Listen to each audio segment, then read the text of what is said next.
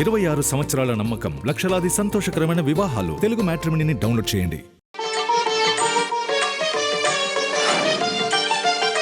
శ్రీరామ జయం. పరమాత్మ ఆలయాలలో కళ్యాణోత్సవాలు అవుతూ ఉంటాయి. బల్కంపేట ఎల్లమ్మ కళ్యాణోత్సవం ఈనాటి ప్రత్యేకం. ఆ ఆలయంలో అమ్మవారు ఎలా వేంచేపు చేసి ఉన్నారు?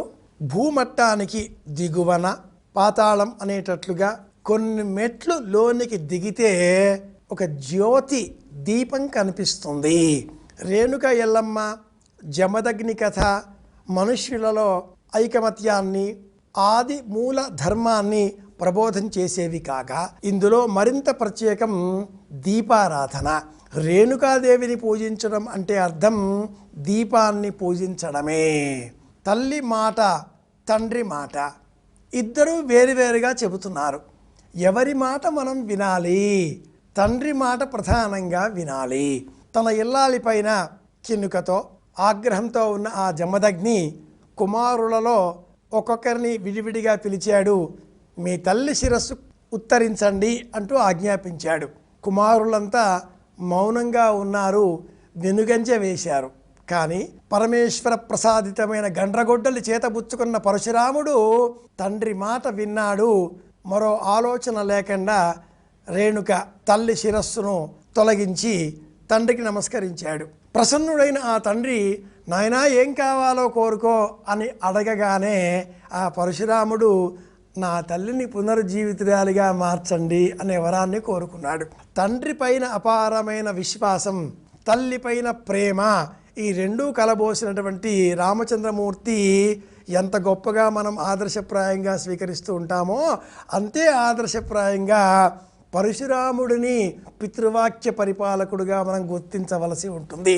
ధర్మశాస్త్ర కథలలో, పురాణ కథనాలలో అన్నింటిలో కూడా మనం చూసినట్లయితే గాంగేయుడు శంతనుడి కుమారుడు, దేవవ్రతుడు, భీష్ముడు అనే పేరు గల దేవవ్రతుడు తండ్రి మాట విన్న వారిలో ఒకరు.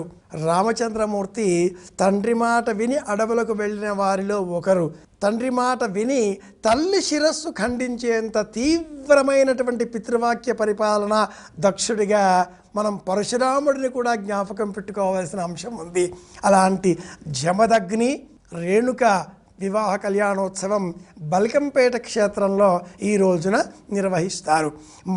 మన గృహాలలో ఈ వృత్తాంతమంతా కూడా జ్ఞాపకం తెచ్చుకునే విధంగా దీపాన్ని వెలిగించి ఆ దీపానికే పుష్పమాలికను అలంకరింపజేసి అనంతరం మన ఇంటిలో మనం చేసుకున్న వంటకాలన్నీ కూడా షడ్రసోపేతమైనవి ఆ దీపానికే నివేదనగా అర్పించాలి.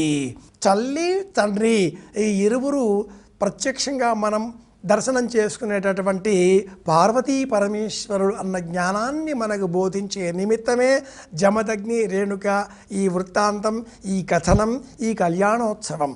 మన ఇంటిలో తల్లి తండ్రి వాగర్థ ఇవ సంపృక్తౌ, వాక్కు అర్థము ఎలా వేరువేరుగా ఉండవో అలాగే తల్లి తండ్రి కూడా ఒకే మాట, ఒకే పాట, ఒకే మాట, ఒకే పాట, ఒకే బాట, ఒకే మార్గం మనకు బోధిస్తారు. కనుక మనం అమ్మా నాన్న మాట వినే విధంగా మన జీవితాన్ని మార్చుకోవాలి అంటే దీపములో శక్తిని మనం గ్రహించాలి.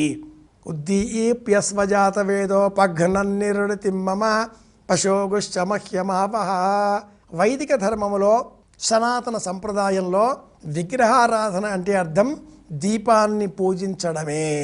ఋగ్వేద మంత్రం ప్రథమమైనటువంటి ఆ సూక్తం కూడా ఆ అగ్నిహోత్రాన్ని స్మరించడంతో, అగ్నిహోత్రాన్ని స్తోత్రం చేయడంతో ఆరంభమవుతుంది. దీప్యస్వజాతవేద.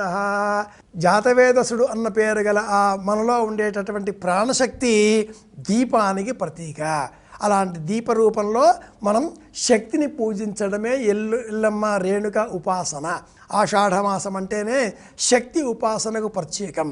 ఆ శక్తిని ఈ ఆషాఢమాసమంతా కూడా మనం దీపారాధనలో గ్రహించాలి. బల్కంపేట క్షేత్రంలో రేణుకా ఎల్లమ్మ కళ్యాణోత్సవం తిలకిద్దాం. మన ఇంటిలో దీపం వెలిగిద్దాం. దీపం ద్వారా శక్తిని పొందుదాం, మనోబలాన్ని పెంచుకుందాం, అందరి క్షేమాన్ని కోరుదాం. మళ్ళీ కలుసుకుందాం. శ్రీరామ జయం.